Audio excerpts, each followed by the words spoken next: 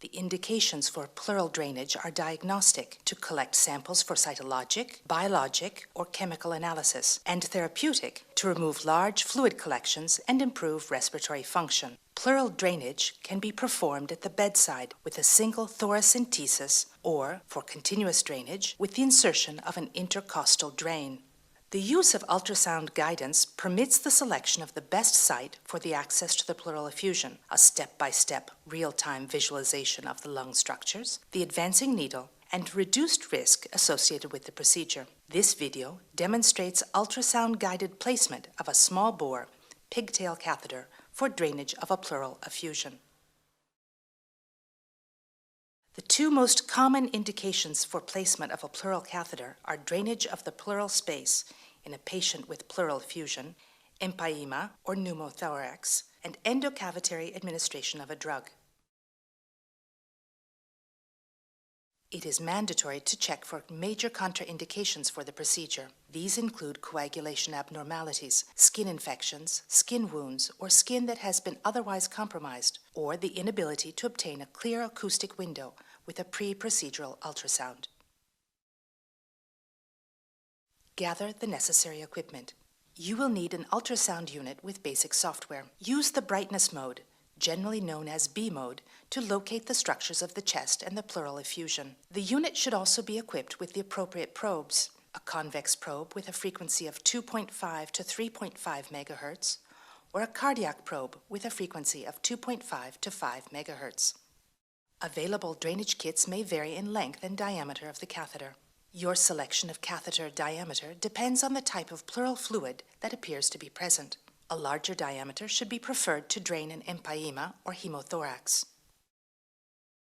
In this video, we will use a drainage kit equipped with an 8 French flexible pigtail catheter, a metal stiffening cannula, 2 fascial dilators, an echogenic blunt needle with a pointed stylet, and a guide wire with a J tip.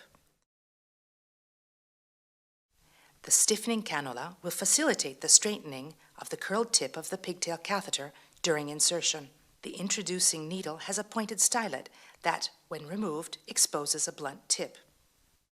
The dilators are to facilitate gentle dilation of the tissues of the chest wall. The catheter, stiffening cannula, needle, and dilators are hollow, which allows them to slide over a guide wire, according to a Seldinger technique. For the collection of pleural fluid and continuous in situ drainage, you will need a large syringe, a 3-way stopcock, sterile drainage tubing, a collection bag, and sterile sutures. You will also need specimen tubes in which you can collect fluid samples for culture and sensitivity analysis. Sterile gauze dressing is needed for the puncture site.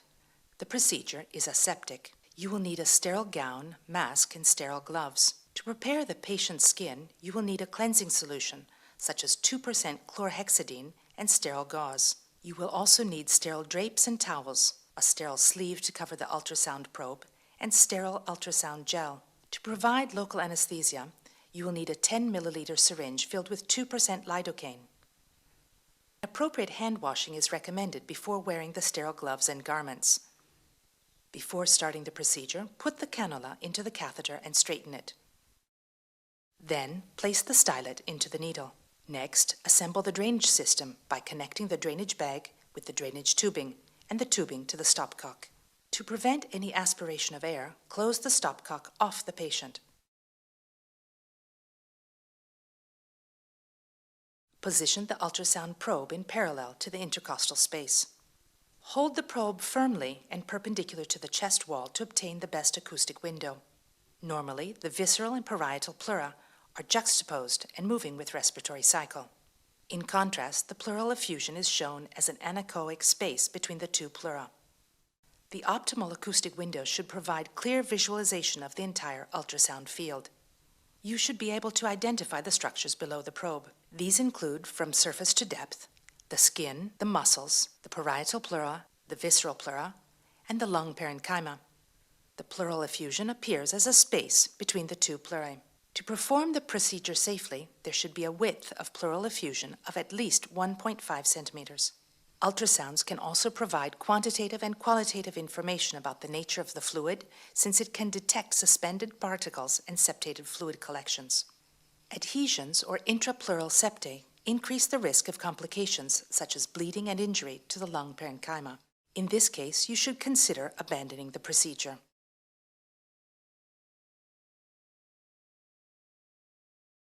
When appropriate, before starting, explain the procedure to the patient and obtain written informed consent. Coagulopathies should be thoroughly ruled out and, if possible, corrected before the procedure. Whether to carry out the procedure in a patient at risk of bleeding should be based on an individual risk-benefit evaluation.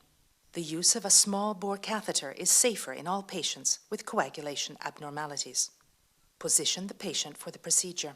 The selected position may be supine, laterally recumbent, or upright while sitting, according to clinical conditions and possibility to expose the best acoustic window. In this video, we describe a lateral posterior approach in a mechanically ventilated patient. After the positioning, perform a complete ultrasound examination of the thorax. The most suitable point of insertion should be the spot at which the maximum width of pleural effusion has been detected. Mark the point of intended insertion with a skin marker. Using gauze soaked in a sterile disinfectant preparation, thoroughly disinfect the skin and place the sterile drapes around the selected site. Prepare the probe. With the help of a second operator, apply ultrasound gel to the probe and cover it with a sterile sleeve. Then secure the sleeve to the probe. The needle must be inserted in the intercostal space on the top of the inferior rib in order to avoid the neurovascular bundle, which lies beneath the lower edge of the rib. Using a 10 milliliter syringe with lidocaine, create an intradermal wheal where the skin has been marked. Anesthetize the superficial tissue and then the deep tissues. Gently aspirate at frequent intervals, checking for blood, to prevent any inadvertent intravascular injection of anesthetic. Now reconfirm with ultrasound that the pleural effusion is still visible where the catheter is to be inserted. Maintain the position of the probe on the chest wall and introduce the needle, with its stylet, to a length of about 1.5 to 2 centimeters through the skin, fascia, and intercostal muscle. Once the needle tip is close to the parietal pleura, remove the stylet and connect a 10 milliliter syringe to the distal part of the needle. Now continue introducing the needle while gently aspirating. Identify the distal tip of the needle as it enters the interpleural space, keeping the structures below in view. Confirm the penetration of the needle into the pleural space by aspirating pleural fluid into the syringe. Once you have reached the pleural space, disconnect the syringe and slide the guide wire through the needle into the pleural space. Confirm the intrapleural location of the wire as you visualize it with the ultrasound unit. Remove the needle and advance the dilator over the wire by its half through the skin and the parietal structures. To advance the dilator, push it firmly but gently against the skin, twisting it as it advances. Slide the previously assembled catheter with the stiffening cannula in place over the wire. Make sure that the wire extends out of the proximal part of the catheter. Then advance only the catheter by the half of its length, holding both the cannula and the wire firmly to avoid any damage to the lung. Once the catheter has been inserted, completely withdraw the wire and the inner stiffening cannula together. With your finger, close the proximal hub of the catheter quickly to prevent any aspiration of air, which is a risk, particularly for patients who are breathing spontaneously. Now, connect the catheter to the pre-assembled drainage system. Pleural fluid can be collected for culture, cell count, and other laboratory tests. To drain the effusion and to introduce fluid into the drainage bag, use the syringe and the stopcock. Close the stopcock in the direction of the drainage bag and initiate drainage with the large syringe. When the syringe is full, close the stopcock to the patient and release the fluid into the drainage bag. Repeat these steps until the pleural fluid is completely drained and you feel no resistance with aspiration. Now permit the fluid to drain gradually by gravity, hanging the drainage bag on the side of the effusion, just below the patient. Before securing the catheter, make sure that all the fluid has been drained and that the effusion can no longer be detected with ultrasonography. If you see residual pleural fluid, slowly pull the catheter out by a maximum length of its half and begin to gently aspirate the liquid with the same syringe, as far as it is possible to drain fluid again, without feeling resistance pulling with the syringe. Repeat this procedure until the residual fluid has been removed. Be sure not to withdraw the catheter too far. The curled end of the catheter and its perforations should remain within the pleural space. If there is no residual fluid, disconnect the syringe and leave the stopcock open to allow flow from the patient to the collection bag. Be certain that you have the stopcock in the correct position. Now perform a post-procedural check with the ultrasound unit in order to check for the success of the procedure. Finally, make sure that all connections are secure in order to avoid accidental disconnections and entry of air into the pleural space. Secure the catheter with a surgical suture. Clean the surrounding skin and apply a sterile dressing. Make sure that the catheter is not bent or occluded by the placement of the dressing. All sharps must be properly disposed of according to local policy. A standard chest radiograph should be obtained after completion of the procedure to confirm that the catheter is correctly positioned and to rule out possible complications.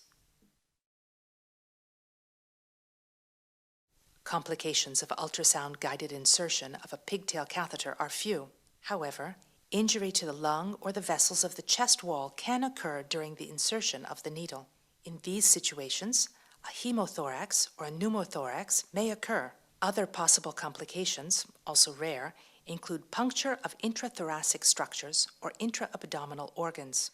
Rapid drainage of a very large pleural effusion, particularly in a patient who is not receiving mechanical ventilation, can cause discomfort and may also cause post-expansion pulmonary edema.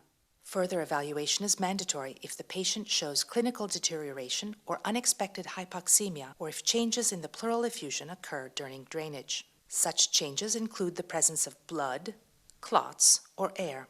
In such instances, further evaluation is mandatory, and a chest X-ray or computed tomographic study of the chest should be obtained. Depending on the findings, additional examinations or procedures may be necessary, such as insertion of a chest tube or surgical revision. Ultrasound guidance is currently considered to be the safest means of positioning a pleural catheter and draining a pleural effusion. This technique requires the development of skill in the use of ultrasonography and in catheter placement. Careful selection of patients for whom the procedure is appropriate, the presence of an experienced operator, and access to a detailed clinical protocol can minimize complications.